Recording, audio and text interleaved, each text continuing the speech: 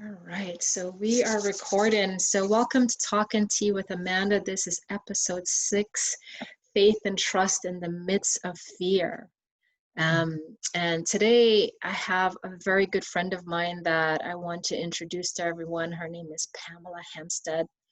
Pam and I go way back. I'm not even sure, Pam, how far back do we go? I feel like it's like early 2000s or something like that we met.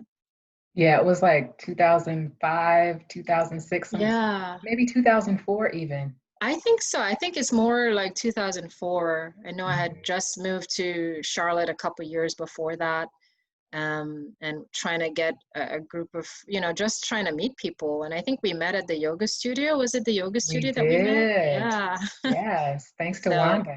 tense. Yes. Thank you, Wanda. Mind Mhm. Body Experience. Was that the name of Yes, that's the studio? exactly what it was. I taught cycle there after I'd been there for a little That's bit. right. Yeah. And I think the cycle class was the first time I'd ever done cycle at all, and Wow. kicked my butt. It was hard. Cycle, then do yoga right after. It was Um, such a divine combination. it And really that is. was when you discovered your Amanda loveness, being able to Yes. work those fingers out on bodies, and I was happy to be a recipient. Yes, yes. I enjoyed, as a massage therapist, Pam was also a client of mine, and she had this name for me, Amanda Love. Yes, yes. Uh, so I'm so glad that Pam is here. And today I just wanted to, I know October is Breast Cancer Awareness Month, and Pam is a survivor of breast cancer. Actually, very recently, she had a double mastectomy. And so she's going to share some of her journey with us today. And I wanted to title this episode Faith and Trust in the Midst of Fear, because it seems to be everywhere. And as you know, whenever you get a diagnosis of breast cancer, or any kind of cancer for that matter, you automatically go down the rabbit hole of fear. And then with the pandemic, add on a pandemic on top of that. That's like a double Yeah. whammy. And so we'll go through a little bit of that in this discourse today. But before we begin all of that, I want us to connect with tea. I am drinking like a pumpkin spice tea in honor of pumpkin season. Nice. Um, what are you having, Pam? Well, this is my Bay mug that my oldest niece got for me, best auntie ever. And I Nice. am drinking a turmeric mushroom lemon based tea, which is so What? delightful. Oh my It's God. got vitamin C, vitamin D, lemon juice, turmeric, and those healthy mushrooms in it. All right, you're definitely gonna have to send me that, because that sounds magical, actually. I think we should all be drinking a little bit of turmeric and mushroom. Vitamin C doesn't helps as well, especially during this time.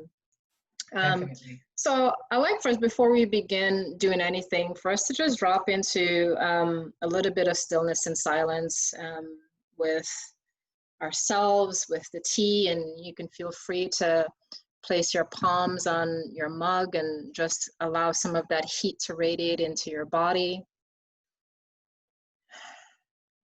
Feel free to close your eyes.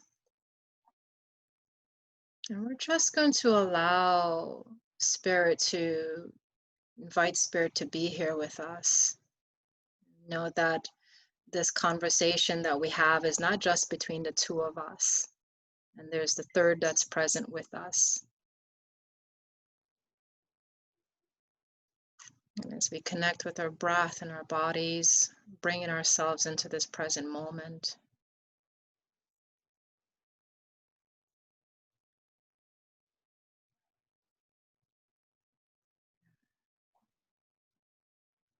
Just allowing the stillness that surrounds us to inform us. We can courageously let go of any inner and outer noises. Keep bringing ourselves back to the center of this moment. We can relax into our bodies, releasing any tension in the face and eyes and jaw, relaxing down through the shoulders. Let any tension in the belly also release.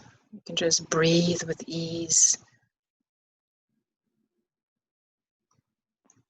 Wind in through the hips. And just finding a deep contentment with this moment and what this moment has to offer us.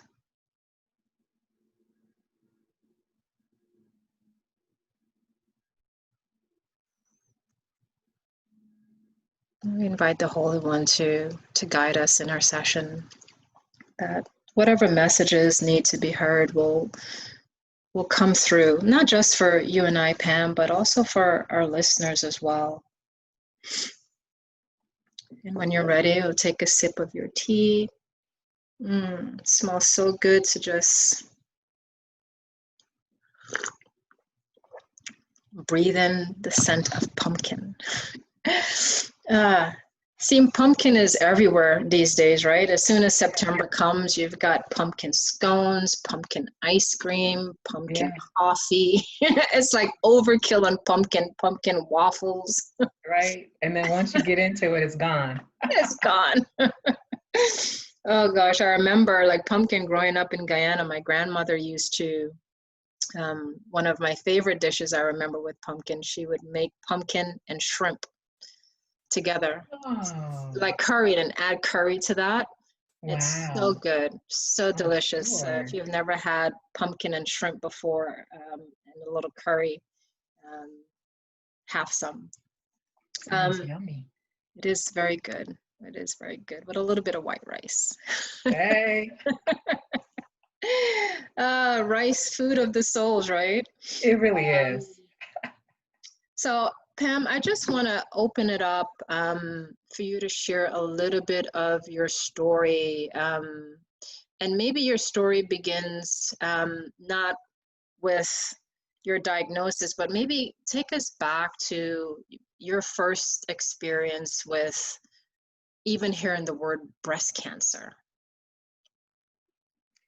My first experience hearing the word breast cancer came from my mom in 1997, 98, when she was diagnosed with it.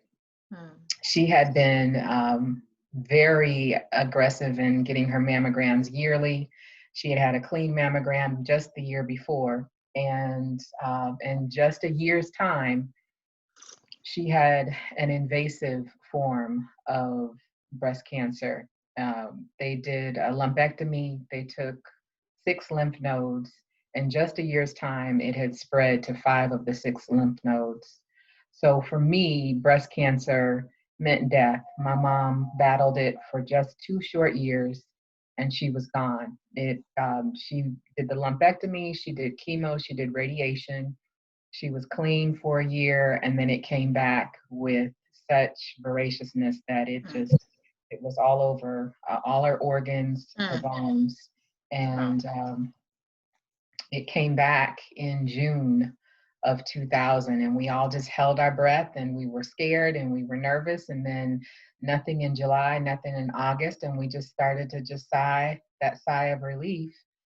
September, October, we were good. She took a cruise in early November. Thanksgiving Eve, she went to bed, and when she woke up, things had drastically changed. She had no energy. She couldn't even walk. She couldn't walk. Went to a series of doctors, went to a specialist who, it was her first time seeing my mom, and she was angry. She said, I don't understand what your doctors have been doing. This should not be. And when she said goodbye to us, there was such a level of sorrow in her eyes. I knew that she knew she was saying goodbye, because it was going to be my mom's last few days. And so that was when it really hit me. I was going to lose my mom. And she had just a brief period in the hospital, just 2 days, and she wanted to come home. In literally hours, she went from being able to verbally communicate to not being able to verbally communicate. I mean, things just went so fast. And she died at home amongst very close friends and family. It was like the best way to die. She was in the comfort of her home, She was a football fan, so we had ESPN on. In the Nice. other room, people were playing cards. We were cooking. We were, just trying to keep the atmosphere as light as possible. And she died holding my brother's hand, and we circled up at that moment and we prayed and we, just professed our love that she already knew and felt. And that was my first recollection of breast cancer. And so when I received my diagnosis, I know that must have rocked my brother and sister significantly, because our knowledge of breast cancer only meant death. Right. Right. Fortunately, my diagnosis is one of a different story, because knowing what I knew about breast cancer, and even when my mom was diagnosed, I went and I got a baseline mammogram, and I had a cyst in the same breast that my mom had breast cancer in, my left breast. Fortunately, mine was benign. I had it biopsied twice, once in 2002 and once in 2004. And going through that process of having the biopsies kind of made me feel comfortable with recognizing, okay, a cyst in my breast doesn't necessarily mean breast cancer. Right. So then I got lax. And, for a while I was a small business owner, and when money gets tight, you start letting go of the things that don't seem to be as relevant. And I have been healthy all of my life, rarely have to go to the doctor, if ever. And so health insurance was one of the first things that I canceled and never really looked back. Each year it got easier and easier for me to not be vigilant about my breasts. And so, but I also made a concerted effort to steer clear of women that I knew were in that battle, because that was a trigger for me. So tell me a little bit about what that trigger would do for you. What did it bring up for you? It took me back to losing my mom, who was my rock. She was my everything. It would always spiral me into loss, pain, grieving. And I didn't want to have to do that. And so I just steered clear. Right. Until have a girlfriend who sent me a message, and she said, "Hey, I'm having surgery and I want to have dinner with some of my girlfriends. I would love for you to make it." I didn't know what surgery she was having. Had I known, I would not have gone. And that's how God works, right? Right. It's like, oh no, you're coming. You're going to be there. And you don't need to know the why. You just need to know you need to be there. Right. Spring into action. And so I happened to be sitting next to her, and seemingly everyone there knew but me. So I did the inappropriate thing, and I leaned over and whispered, I said, "What kind of surgery are you having?" And she said, "I have breast cancer and I'm having a single mastectomy." What was your reaction? Dang it. I don't want this. Right. So trying to run away and escape, and here it is coming right back to you. Had a straight Jonah moment. Yeah. And so I told her, I said, "Okay, well then you're going to be my God assignment. I'm just going to go ahead and jump in this with 2 feet because I'm here." And so I was at the hospital with her husband and a couple of other girlfriends when she had her mastectomy. I delivered her food. And I would say about 6 months after things kind of settled, we met for lunch at Kid Cashew. And we were sitting there talking, and I said, truth be told, I haven't had my mammogram in quite a while.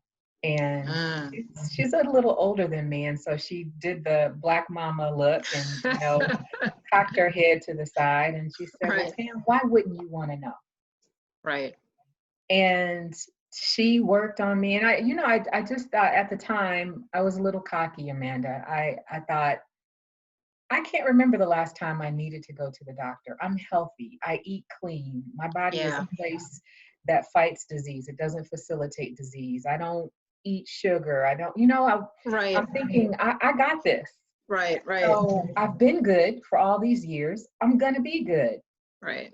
And she sent me a text message with, she journaled with her note in her note section of her phone. Mm-hmm. And in this excerpt was a picture of me. And it said, "This is my friend Pam, who's a health and wellness expert, and she won't get her a mammogram. I wonder why." And I was Wow. like, Wow. She went there. She she just did. dropped it, literally dropped it on you, right? It's sort of like, Yeah. yeah. Because I mean, I think so many of us do that, right? Like we forget where we're in this, we eat healthy, we have positive thinking, and we Yep. think that that's enough. We exercise and we think that's enough. And Right. it's like you said, we get cocky, the ego comes out and it's like, who, me? No, that Right. happens to other people, but it Right. doesn't happen to me. Yeah. Until we get a little bit of a humble pie and it's like, oh, I got to eat this now. I got to eat this now. And I Right. was doing self checks.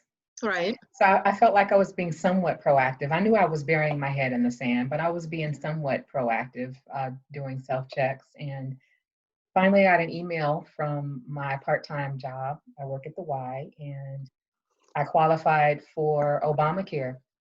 Mm. And had it not been for my girlfriend, Faye, I would not have even paid attention to that email. Mm. But I did. And so I submitted my information. And as soon as January came, I went to the doctor with my laundry list. You know, you go in like, okay, Yeah. I need these, got to do these checkups. And oh, my hip kind of hurts and my foot hurts. And I got to get my breast smashed, my titty smashed and all that. And so I go for my mammogram in January. I'm not surprised when I get the call back for, you need to biopsy this area. And I'm like, yeah. It comes with the territory. And so I go and they do the additional, I do the biopsy, and the biopsy was on a Thursday, and they set a follow-up appointment for Tuesday. And so Friday evening at 6 p.m., I get an email. It was the pathology report. Mm-hmm. And there were several words on there, several letters and initials that I didn't understand. But what I did understand at the bottom was negative for invasive carcinoma. Right. I was like, bet, I'm straight. So I took a little snapshot and I sent it to my girlfriends, my prayer partners. Hey, I'm good. Thanks for praying. I'm thinking I'm good. And so I had one sister in Christ who actually had a biopsy around the same time as me. And I told her, I said, I've got a follow-up appointment on Tuesday. I don't even think I'm going to go. And she said, I think you should go. You should definitely go. And 3 is my number. And on that Sunday before, she told me 3 times between Sunday school, morning worship, and evening service, Pam, you need to go. Pam, you need to go. Wow. And I'm hard-headed, Amanda. I still was on the fence because I teach cycle classes on Tuesday morning. Right. You don't want to miss it. Pandemic. So 9:30 cycle class. I had a Bible study scheduled with somebody. I was going to work out with this fine Black man. There were things that I had planned that morning that I did not want interrupted. That's right. God knew. So, the person that I was going to study the Bible with called and canceled. Dude called and canceled. So I was like, well, dog, I can go. Wow. I can go. But even pathway still, opened up for you. It opened up. It opened and up. I was still so cavalier about it. Like I got to the appointment late. I got there like 5-10 minutes late. And when I walked in, as I was signing in, the front desk admin said, Nurse Vicky has been looking for you. I'm like, what's Nurse Vicky want? Right. What's she want? I'm negative.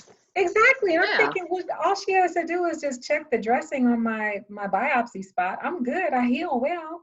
And so she comes out, and I'm expecting to go into an exam room, and she opens the door, and it's a conference room. And there's a nice little circular table with a thing of tissue on it. And she says, have a seat. And I said, I started not to come because I read the pathology report and I'm good. And she said, what do you mean? What did you read?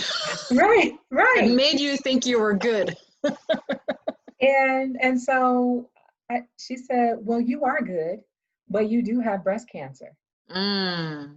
And in that moment, I was like, wait a minute. No, no, no. Let me show you the proof. I pull out Right. my phone and negative for invasive carcinoma. And she said, right. And above that, it says DCIS, ductal carcinoma in situ, which means that you are stage 0 and the breast cancer is contained within your milk duct. So if there is a best case basis, you have This it. is it. Yeah. But you do have breast cancer. And I'm like, whoa. That So just, yeah, in that moment, what's running through your head?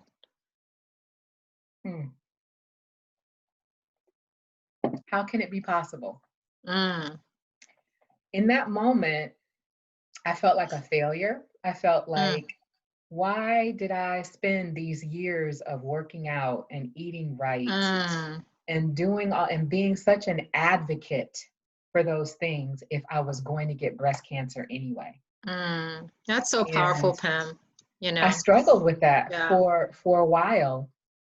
And then as I prayed about it and I journaled about it, I realized that those years of laying a foundation of a healthy body prepared me for the fight. That maybe I wasn't able to stop it from happening, but my body was prepared. So because I wasn't addicted to sugar, because I wasn't a regular with processed foods and fried food and junk, fast food and pork and things, all those things that create additional health concerns. Right. I was walking into this diagnosis on no medication with no other pre-existing conditions. Wow. So that gave my body the ability to aggressively fight this particular diagnosis. And so the option was given to me at the time when I met with the surgeon to either do a lumpectomy followed by radiation or do a single breast mastectomy. And so because I do keep a clean inside, I knew I didn't want radiation. That was highly unappealing. That's just taking in toxin. And I remember my mom's experience with radiation, and it was extremely ugly. And neither did I want a mastectomy. But I'll tell you a pivotal conversation that I had with my brother, of all people, because you think, okay, you're going to get that epiphany from a woman, someone. Right. But my brother and I were talking about it, and he said, Pam, why would you want to hold on to something that is trying to take your life? Wow. And I thought, say no more. Right. Say no more. Yeah. Because oftentimes we're so, we identify with our bodies, thinking our bodies is who we are. Right. Right. It's like, and I know, and as a woman, we have these breasts from the age of maybe 12 and up, and become part of our identity, and we want to hold on to them. And it's become, even now, I think, in mainstream society, breasts now, it's more of a sexual thing, right? It's like it, and I get that, right? It's like, I've nursed 2 children on these breasts, and I always say my girls did their tour of duty. They did their tour of duty, and beyond that, do we really need it? Right? So after hearing what your brother said, you made up your mind that you were going to do a double mastectomy. Well, at that point, it was just a single mastectomy. That was all that I needed. And I was committed to that. And then the week of March 15th hit. That was my hell week. So that Monday evening at 9:45, our executive director of the branch that I serve at had a conference call with us where he announced that the YMCA of Greater Charlotte was closing its doors because of the pandemic. Right. And so I had a momentary breakdown. I put my phone on mute and I cried like a baby, because I'm like, if I'm not working, I don't qualify for health insurance and I have to have this surgery. I got to get this cancer out of me. What does that look like? And then after my 2 minutes of humanness, it hit me. Who is your daddy? Right. You are tripping right now. Right. He got you. And I was like, my bad. Okay, I'm good. And then, I so love Tuesday, that. the last day we were going to be open, I go through the day, I'm good. I get a call from the plastic surgeon because I opted for a very untraditional form of reconstruction. I opted to donate fat tissue to myself because I didn't want the headache of the implants. There are recalls, there are leaks. You have to do adjustments and updates every so often. I didn't want that. And I didn't want foreign substances in my body. And so there is a type of reconstruction called the deep flap reconstruction, and it stands for something, DIEP. But it allowed, some people call it a tummy tuck. It is not that. It ain't. I love the look on your face. Because it ain't. I'm cut hip bone to hip bone.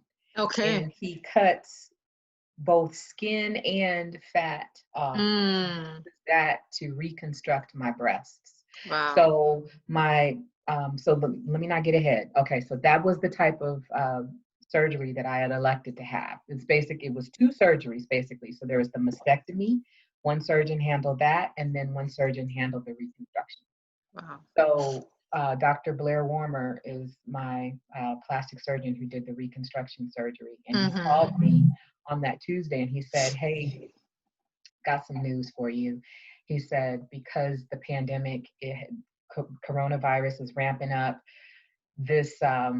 your reconstruction is considered not serious enough right now for us to be able to do that. So we can do the mastectomy, and then later on, when things die down, we can go back and do the reconstruction. But that means that we'll have to put expanders into an expander to hold the place. Right. Like, that's 2 different surgeries. I don't want 2 surgeries. Right. And so I said, well, let me think about that. And I had submitted my blood for genetic testing. On that Wednesday, I get a call from the genetic counselor telling me that I tested positive for the BRCA1 gene mutation. What that means is that I'm not only predisposed to breast cancer, but ovarian cancer and pancreatic cancer. So that took the option of the mastectomy off the table, and that took the option of just one. That then required that I do the bilateral mastectomy, a double mastectomy, and a hysterectomy. And so then when we looked at going back and checking, I had to do an MRI. And the MRI was to examine both breasts to make sure that they didn't overlook anything in the right breast, since the focus was all on the left, which was where they found. So during that MRI, they discovered that the biopsy had removed the majority of the cancer in the left breast, and I didn't have cancer in my right breast. So as I was sitting and thinking about that, I thought, well, then maybe I can wait until I can just do one surgery. And I proposed that to my surgeons, and they were fine with it. So, and my surgery date originally was scheduled on my oldest niece's 21st birthday.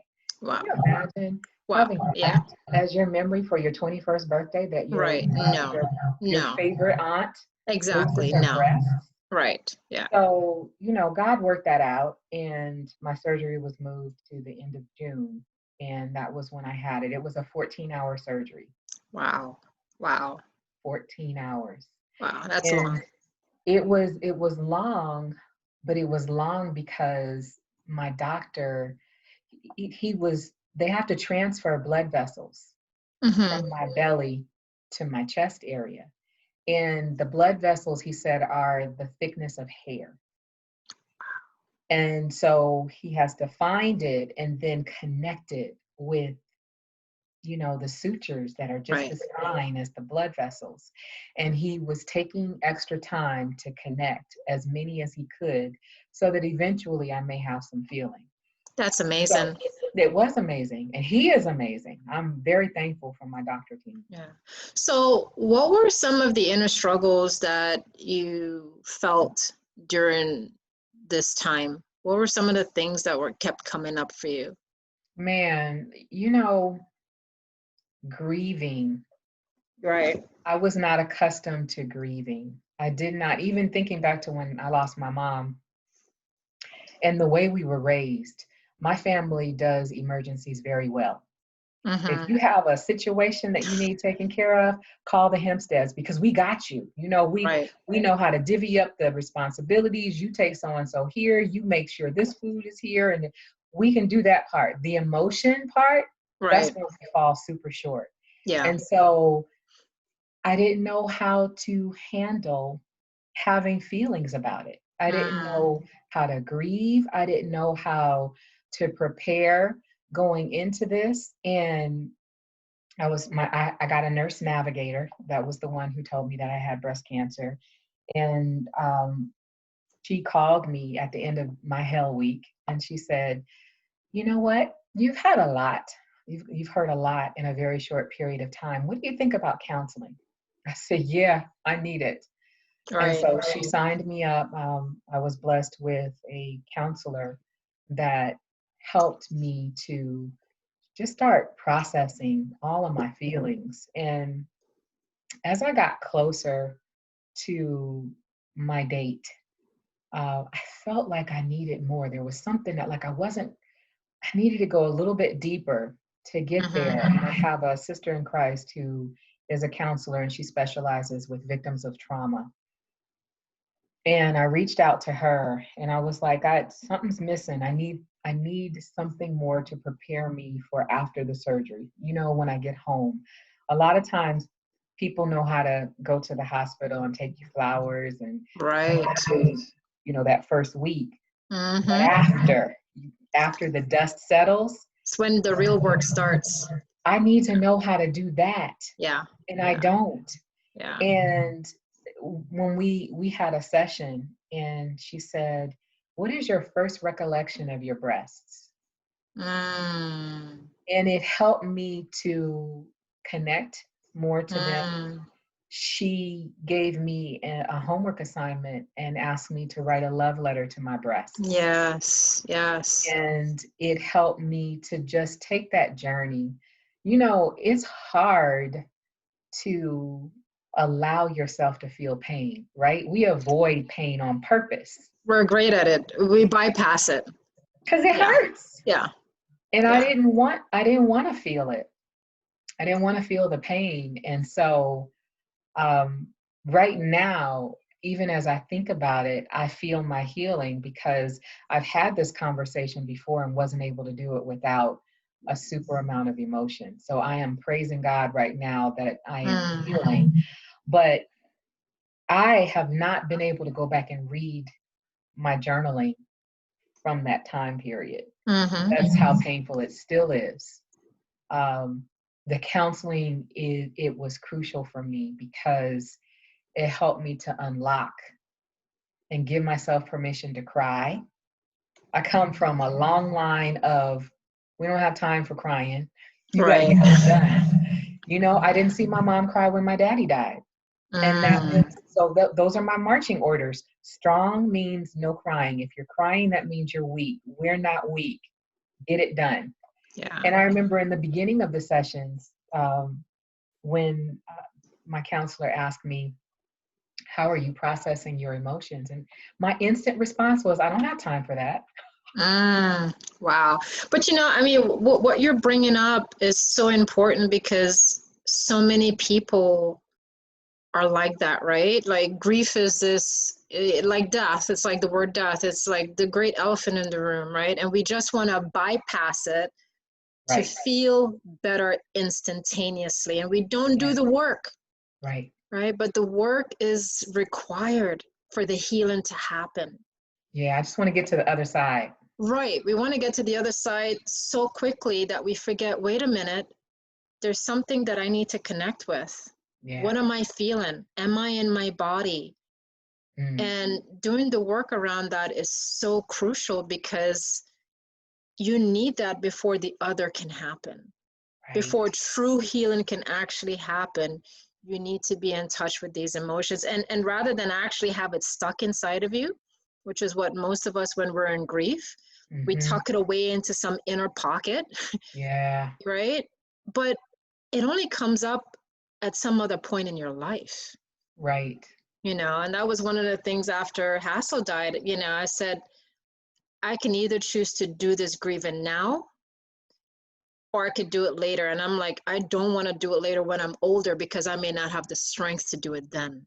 That's right. And then it comes back with such a Gnarliness, different right? twist. It Yeah. does. It's It's angry. it's angry, exactly, Mhm. because you didn't acknowledge your pain. Right. And Yeah. that's all grief is wanting. It's like there's this great sadness that is descended upon you. Can you Hmm. acknowledge my presence? Yeah. Just feel me. Feel me. Hmm. And can you have some compassion for me and for what you're going through? Yeah. And for yourself, giving yourself Yes. mercy and Yes. recognizing it's okay to feel this way. It's okay to cry. Amanda, I have cried more this year than I think in my whole life. Yes. I cried every day leading up Yeah. to my surgery. And it just became a part of the process. And I finally had to give myself permission, it's Yes. okay to cry. God gave us that emotion and that ability, because when you hold it in, it It hurts. hurts. It hurts. Look, I'm like, the moment I feel sad, I feel a tear popping out. And I'm like, you know what? There's something that I'm healing. Let me Yep. let it out. Yeah. And I've taught that to my daughters too. I'm like, crying is a healing action. It's like, it's a healing action. When you feel you need to cry, baby, cry. I was like, no one has to like Yeah. it. It's not for anyone else to like. And That's it's not, right. and I think this sense of, and especially I think for us, for as Black women, right? There's this sense that, oh, Black women are strong. They can Hmm. get over anything. They can Hmm. plow through anything. And that's a stigma, I think, that we've had throughout our history. And I'm like, I don't want that. Right. I'm like, I'm vulnerable and I'm fragile just like anyone else, That's right. That's right. and we give so much, and we hold so much for others, that we forget to do the same for ourselves. You know what else I would love to address? Not allowing yourself to cry.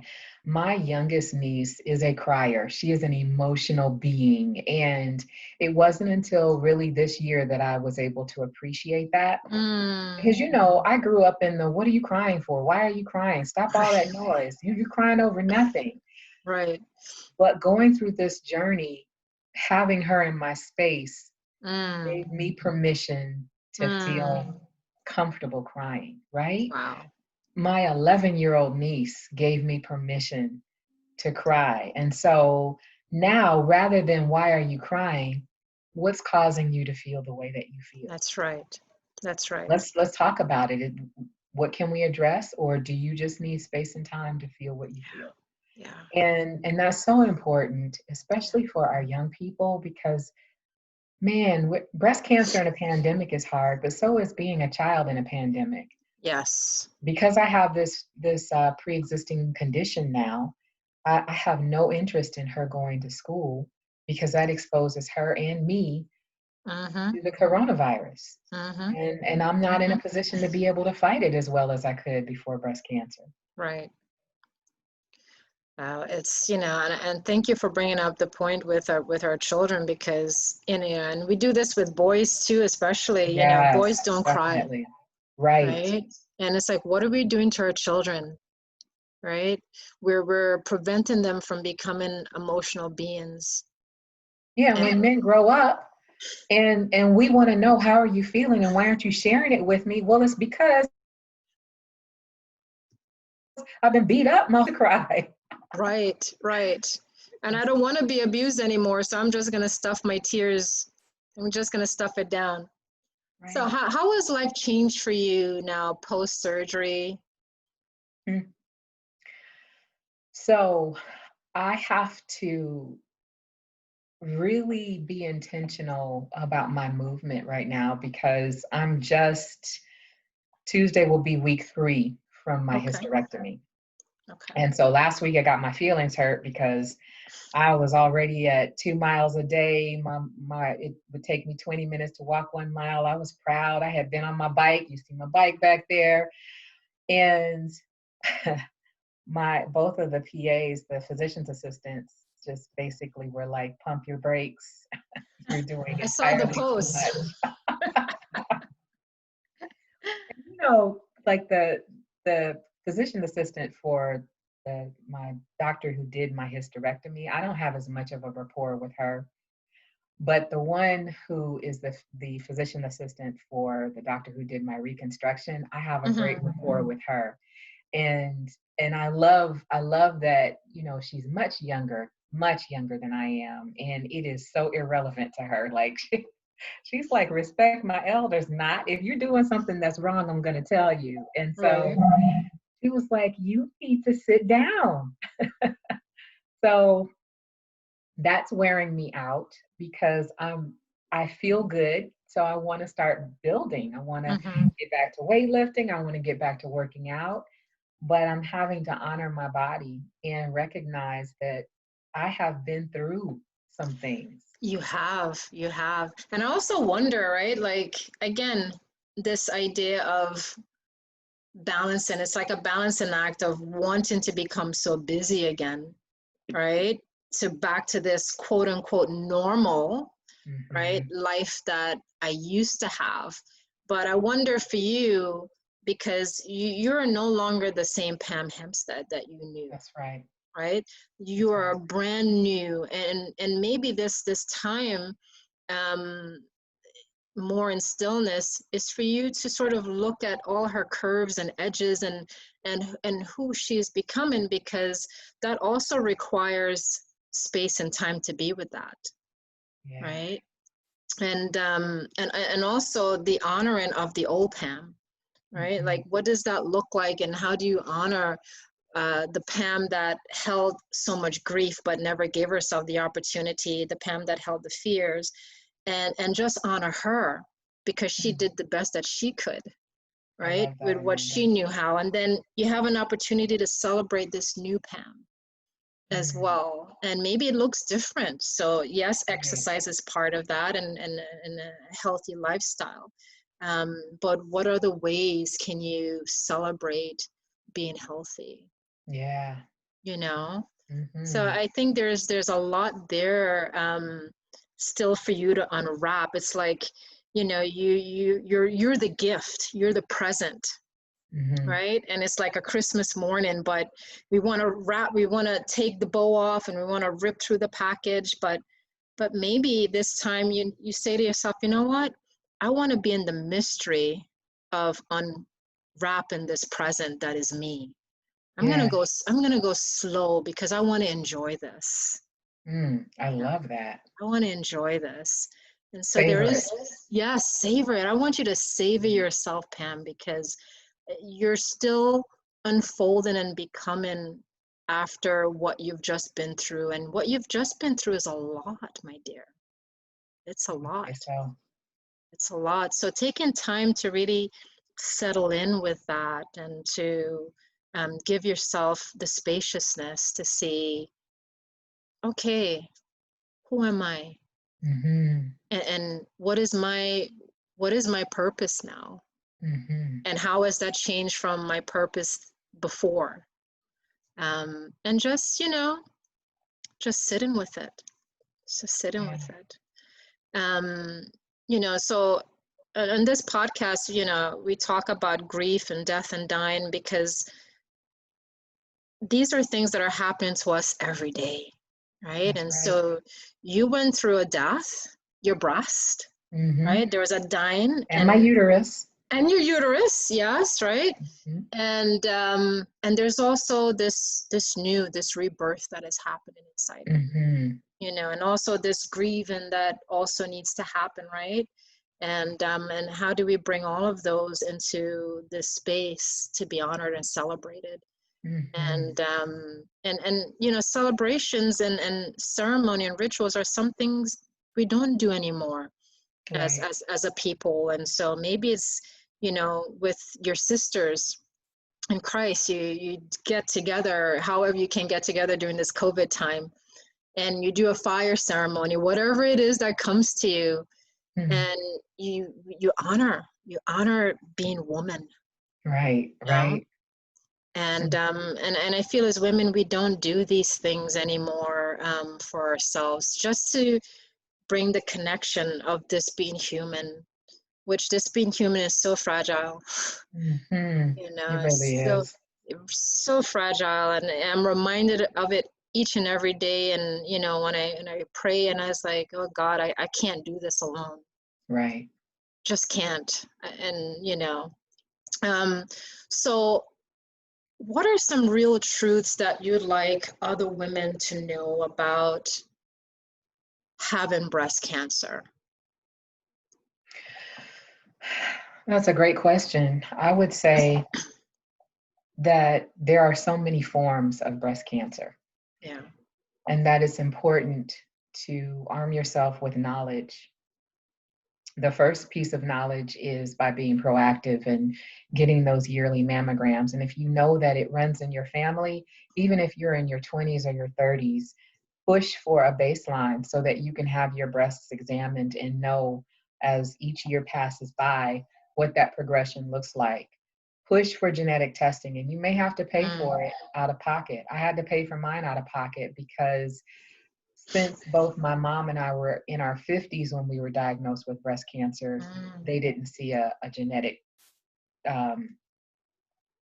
connection. So I had to pay $250, but it was the best $250 that I've spent because it helped me to make some decisions from a place of knowledge and not guessing. And my sister, I have a different father from my sister and my brother. So they have one father and I have one father. My sister tested negative for the BRCA1 gene mutation, which tells me that my mutation comes probably from my father's side. Right. And so it's important to get that testing done so so there's that. But there's also really just giving yourself the space and the time to process your emotions and your feelings. That would be my biggest lesson of this journey, is giving myself permission to feel those things. But to also, in addition to allowing myself to feel, to also recognize where my help comes from. And I wouldn't have been able to do this without my relationship with my Father in heaven. And that is, he's the equalizer, because no matter how bad it looks here, he got me. And so that was what I was able to take refuge in. Yeah. And the importance of your circle. Circle. I did learn that there are some very dumb things that people can say when they hear about a diagnosis like breast cancer.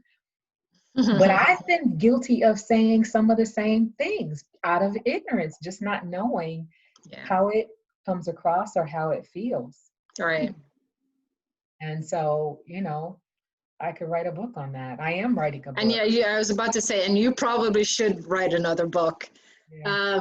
So you kind of hit on, my next question was, what role did your faith play? But going a little bit deeper, why is faith and trust so important? Not just when you receive a diagnosis like that or during these pandemic times, but I think just our normal day-to-day life, right? And how can we incorporate faith and trust when you look around you and you realize that everything else is just dissolved? So what else do you have, right?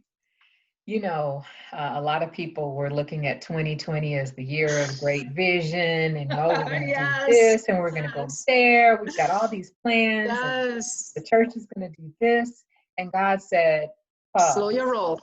Put a pause on that. I'm taking everybody out of these buildings. I'm putting you in your house. I'm giving you time to sit and be still and recognize who I am. Yes. And this is the strongest I have been spiritually ever, because of that pause. Every Yes. morning now, I get up and I sit on my porch and I have my coffee and I have time with him. And I read the word and I pray. When I go walking, I talk to him about this beautiful earth Yeah. that he has blessed me with. Yes. Lord, look at the skies. The sky is beautiful, these trees, the birds. And I take time to be mindful of where I am and what things smell like and what I hear and what I see and what I taste. All of that I would never have done. I Yeah. have never sat on my porch or my patio prior What? to 2020. And I've been in this house for Wow. 16 years. And I'm on them every day now. And so this sometimes it takes turning our worlds upside down for us to recognize what we have access to. And that's our faith in him. That's his presence in our lives. Yeah. Yeah. I just moved, and talking about the trust part, I wasn't you came to my house, I think it was in June. You took a couple pictures of me, and that place was magnificent, wasn't it? I mean, It it's was. like just amongst trees. And then I'm like, yeah, I'm not moving. But in July, I wake up in the middle of July, and I woke up with this message, a spirit saying, your house is ready for you. And I'm like, say what? My what? And I'm like, and it was so strong, Pam, your house is ready for you. Wow. And I said, so either one of two things, I'm crazy, or God is really speaking to me, and I need to trust and have faith in what this message I'm receiving. Right. So, my niece, who's my realtor, she's in Atlanta. I text her that same day. I'm like, I need for you to look at houses that are available in Mooresville or Davidson. She's Right. like, why? I was like, the spirit said a house is ready for me. She's like, what? I was like, Just I do it. know, right. I was like, I know this sounds crazy. I was like, but the feeling is so strong, and I just need for you to check. And she checks. The next day she comes back with a couple of listings, and it was the very first house. I knew it. And I was like, Wow. I need to go and see that house. So I go on Friday. So Wow. before going, my daughter and I, before going on Friday, I'm coming out of my car. I have a client that I'm seeing before, and this car passes by me, and the license plates in that car says home for you now. Mm. That was before going to see Goodness the house. gracious. I was like, okay, God, I get the message.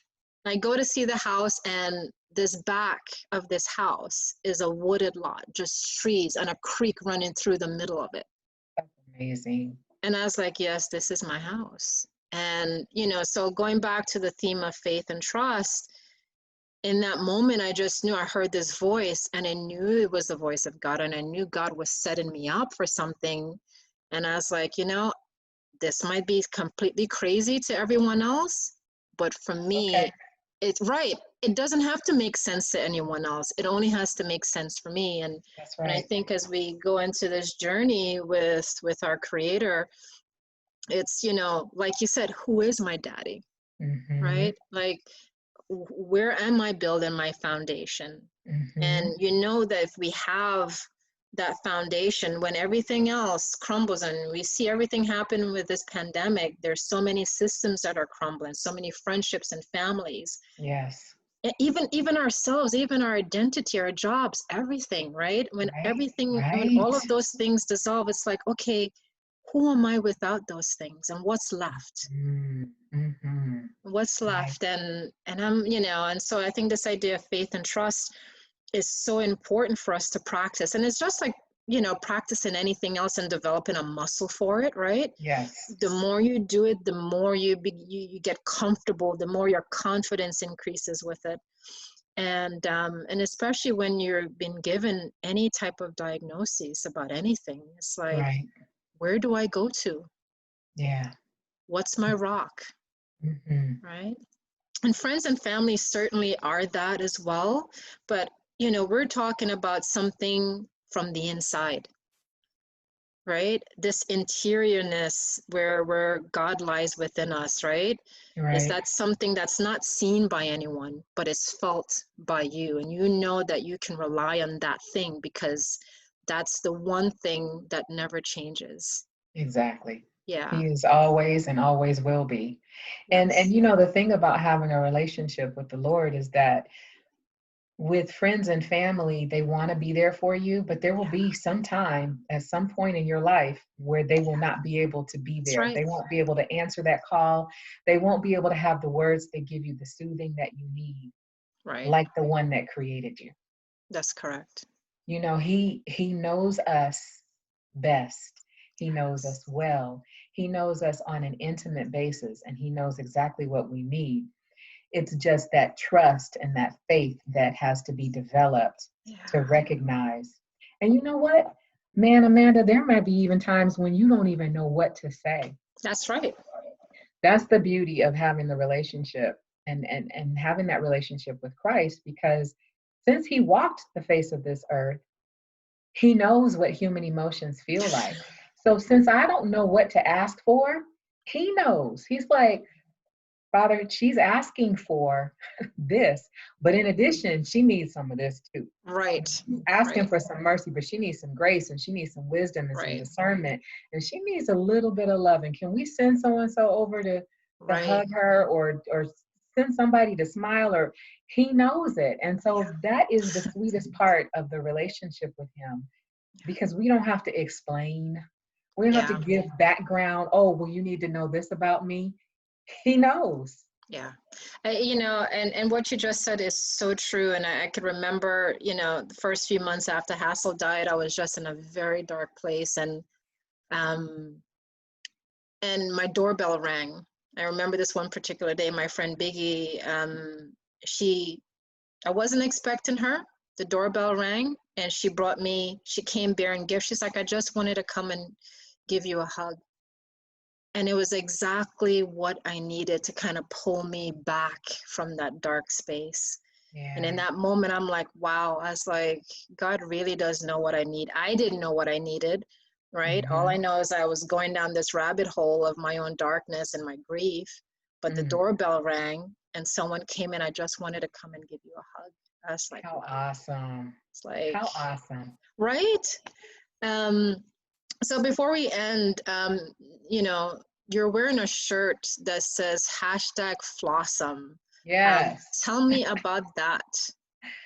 So there's a group of women. They're called For Christian Girls, and they do these monologues, which are absolutely phenomenal. And they devised this shirt, and it just basically, God is awesome, and I have my flaws, but the God in me makes me flossom. You Flossom. know, I with love my that. flaws and his awesomeness, I am flossom. And it is just, you know, just a great reminder that Yeah, it's all right. it is. And, you know, and I think we need to be reminded of that. And I'm constantly reminding myself of it and constantly reminding my clients of it too, that in this human journey, we're going to have all of these humanness of imperfections. But in this other hand is our divineness, which is completely perfect. That's right. And can we're walking both of those paths, not separately, but as one. Mm-hmm. So this blossom is perfect, right? That we can Yeah. hold, you know, our sins and our salvations together, you Yeah. know, if, Yeah. you know, whatever means. But and I think that gives us permission to soften into it, right? That we can have the inner ache, but we can Mm-hmm. also have the other, the compassion, the love that's, you know, sort of soothing it like a balm and a salve at the same time. Mm-hmm. And Mm-hmm. it's not one or the other. It's this allowing ourselves to be so incredibly human, you know. And I think this was Yes. even, you know, one of the greatest message that Jesus taught us is like, it's okay to be human. Mm-hmm.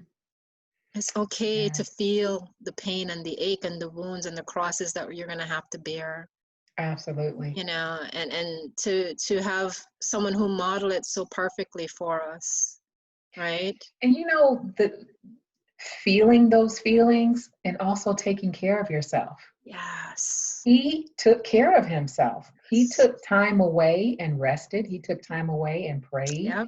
He took time away for solitude. He Yep. had an inner circle and he had an outer circle. I mean, there are so many things that we could, Yeah. if we followed his lead, that it would make our lives so Yes. much easier. Yes.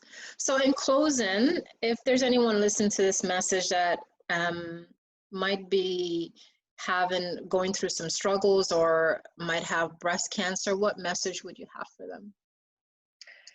Well, first off, I would say that your faith is going to get you through. And secondly, I would say information is key. Do the research, read, ask questions, have someone with you when you go to the doctor, take notes. Don't be afraid to take more time than you think you should to get all of your questions answered. And make sure that you have a support system. One of the things that was beneficial for me was I was able to test my inner circle before breast cancer. And they were my everything, physically speaking. And, you have, like I said, people will come when you're in the hospital, they'll come right when you get out and they'll bring the food. But then there's that period, 2-3 weeks afterward, when you really need the care. And that's when your inner circle kicks in and they've got your back and they see you through. And so it's important to make sure that your inner circle is solid and tight, and really just be on top of your health care and recognize that breast cancer is not just a woman thing. There are men who get breast cancer as well. So it's important for us to not bury our heads in the sand, but be diligent about getting those checks yearly. Right. Thank you. And if anyone wanted to get in touch with you to ask you questions, where can they find you? I'm on Facebook by my name, Pamela Hempstead. I'm on Instagram at Pamela Hempstead. And so I am very easy to find. Perfect. Well, thank you so much, Pam, for this very beautiful and powerful and inspirational time. And, I think our listeners will get so much that they'll take away from just hearing your story and hearing your strength, your courage, and also your vulnerability. And, it's not just about being strong, right? Well, it was The my willingness. pleasure. Thank you so much. You're welcome. Thank you for having me. Oh, you're so welcome. I've been wanting to do this for a while, and we said 2 weeks ago, a couple months ago, and so we're finally getting to it. So thank you, and we'll talk and chat. Thank you so much for listening, everyone. You're welcome. Thank you, Amanda. You're Bye, welcome, everybody. Pam. Bye.